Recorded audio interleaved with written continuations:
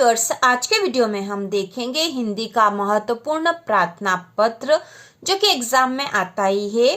और यह है अपने विद्यालय के प्राचार्य महोदय को निर्धन सहायता निधि से छात्रवृत्ति प्रदान करने हेतु आवेदन लिखिए। तो ये आवेदन पत्र हम लिखेंगे बहुत ही सरल तरीके से और समझकर, जिससे कि आप आसानी से एग्जाम में भी लिख सकोगे। तो शुरू करते हैं उत्तर। सबसे पहले हम आवेदन पत्र में ऊपर लिखते हैं प्रति। प्रति के बाद जिसके नाम से आवेदन लिखा जा रहा है उसका नाम लिखा जाता है। तो हम यहाँ प्राचार्य के नाम से आवेदन पत्र लिख रहे हैं, तो प्रति करके लिखेंगे श्रीमान प्राचार्य महोदय। उसके बाद नीचे आपको आपके स्कूल का नाम लिखना है। तो हम यहाँ लिख रहे हैं शासकीय मॉडल विद्यालय भोपाल। ठीक है, यहाँ पर आपको अपने स्कूल का नाम लिखना है। इसके बाद हम नीचे से लिखेंगे विषय। तो जिस भी विषय पर हम प्रार्थना पत्र लिखते हैं वह विषय यहाँ लिखा जाता है।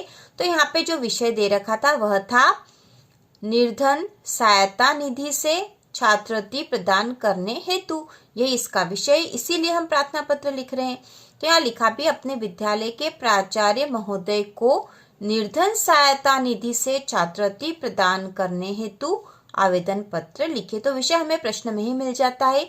यहाँ से हम लिखेंगे निर्धन सहायता निधि से, निर्धन सहायता निधि से छात्रवृत्ति प्रदान करने हेतु। इसके बाद हम नीचे लिखेंगे महोदय। तो हम यहाँ लिख देंगे महोदय। महोदय के बाद हम यहाँ से लिखेंगे नीचे से विनम्र निवेदन है कि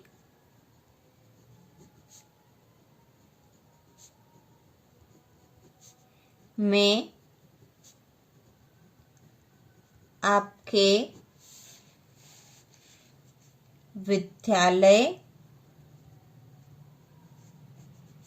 का कक्षा 11वीं। तो यहाँ पे कक्षा आपको वही लिखनी है जिस कक्षा में आप पढ़ते हो। तो कक्षा यदि 10वीं में पढ़ते हो तो 10वीं लिखना है, 11वीं में हो तो 11वीं। तो कक्षा 11वीं का छात्र हूँ। मेरे परिवार की आर्थिक स्थिति ठीक नहीं है। यहाँ पे आर्थिक मतलब पैसों से संबंधित होता है, मतलब पैसों की स्थिति अच्छी नहीं, मतलब गरीब है, पैसों की कमी है। और क्योंकि हमें यह आवेदन निर्धन सहायता निधि से छात्रवृत्ति प्रदान करने हेतु लिखना है, मतलब निर्धन मतलब गरीबों के लिए जो सहायता निधि होती है स्कूल में, उससे छात्रवृत्ति के लिए लिखना है। तो हम यहाँ बताएंगे कि हमारे परिवार की स्थिति ठीक नहीं है। मेरे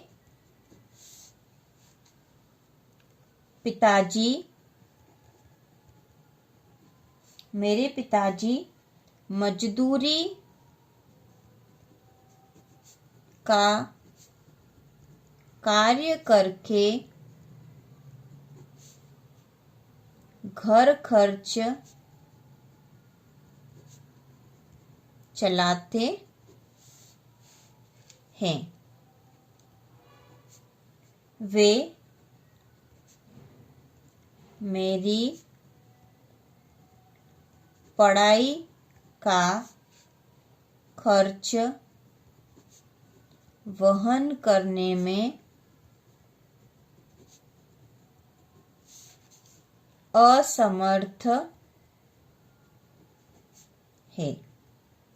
तो यहाँ हमने लिखा है कि मैं कक्षा, जिस भी कक्षा के वो लिखना है, तो मैं कक्षा 11वीं का छात्र हूँ। मेरे पिताजी की आर्थिक स्थिति ठीक नहीं है, मतलब पैसों से संबंधित, यहाँ पे परिवार की लिखा हमने, मेरे परिवार की आर्थिक स्थिति ठीक नहीं है। परिवार की आर्थिक स्थिति मतलब पैसों की स्थिति अच्छी नहीं, मतलब हमारा परिवार गरीब है। मेरे पिताजी मजदूरी का कार्य करके घर खर्च चलाते हैं। वे मेरी पढ़ाई का खर्च वहन करने में असमर्थ है। तो खर्च वहन करना मतलब खर्च उठाना, ठीक है। वे मेरी पढ़ाई का खर्च उठाने में असमर्थ है, ऐसा भी लिखा जा सकता था। तो वे मेरी पढ़ाई का खर्च वहन करने में असमर्थ है। अब नीचे की लाइन से हम लिखेंगे, अतः कृपया मुझे निर्धन सहायता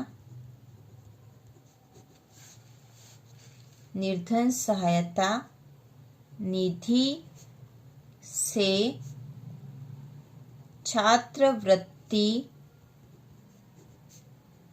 प्रदान करने की कृपा करें, जिससे मैं अपनी आगे की पढ़ाई जारी रख सकूं। ठीक है, तो इस प्रकार से हमने प्रार्थना पत्र लिख लिया है। अब यहाँ नीचे लिखेंगे धन्यवाद। और यह क्योंकि प्रार्थना पत्र हमने अपनी संस्था के प्राचार्य के नाम से लिखा है, इसलिए हम यहाँ नीचे लिखेंगे आपका आज्ञाकारी। ठीक है, उसके बाद यहाँ लिखेंगे नाम और कक्षा। तो इस प्रकार से प्रार्थना पत्र बहुत ही आसान है, यदि आप समझ के करोगे तो बहुत आसानी से लिख लोगे। एक बार फिर से देख लेते हैं। तो ये जो प्रार्थना पत्र हमने लिखा है, इसका प्रश्न था, अपने विद्यालय के प्राचार्य महोदय को निर्धन सहायता निधि से छात्रवृत्ति प्रदान करने हेतु आवेदन लिखिए। तो इसका उत्तर है, प्रति श्रीमान प्राचार्य महोदय, शासकीय मॉडल विद्यालय भोपाल। यहाँ आपको अपनी स्कूल का नाम पता लिखना है। फिर यह जो विषय है, यह प्रश्न में से ही आसानी से मिल जाएगा, निर्धन सहायता निधि से छात्रवृत्ति प्रदान करने हेतु। उसके बाद हम लिखेंगे महोदय, विनम्र निवेदन है कि मैं आपके विद्यालय का कक्षा 11वीं का छात्र हूँ। तो यह कक्षा आपको अपने अनुसार लिखना है। कक्षा यदि 9वीं हो, 10वीं हो, 11वीं या 12वीं हो, यह प्रार्थना पत्र इसी तरह से ही लिखा जाएगा। तो मैं आपके विद्यालय का कक्षा 11वीं का छात्र हूँ। मेरे पिताजी की आर्थिक स्थिति ठीक नहीं है। मेरे पिताजी मजदूरी का कार्य करके घर खर्च चलाते हैं। वे मेरी पढ़ाई का खर्च वहन करने में असमर्थ है। अतः कृपया मुझे निर्धन सहायता निधि से छात्रवृत्ति प्रदान करने की कृपा करें, जिससे मैं अपनी आगे की पढ़ाई जारी रख सकूं। उसके बाद नीचे लिख देंगे हम धन्यवाद और आपका आज्ञाकारी, नाम और कक्षा। तो इस प्रकार से प्रार्थना पत्र लिखेंगे। इसी प्रकार के और वीडियो देखने के लिए चैनल को सब्सक्राइब कीजिए।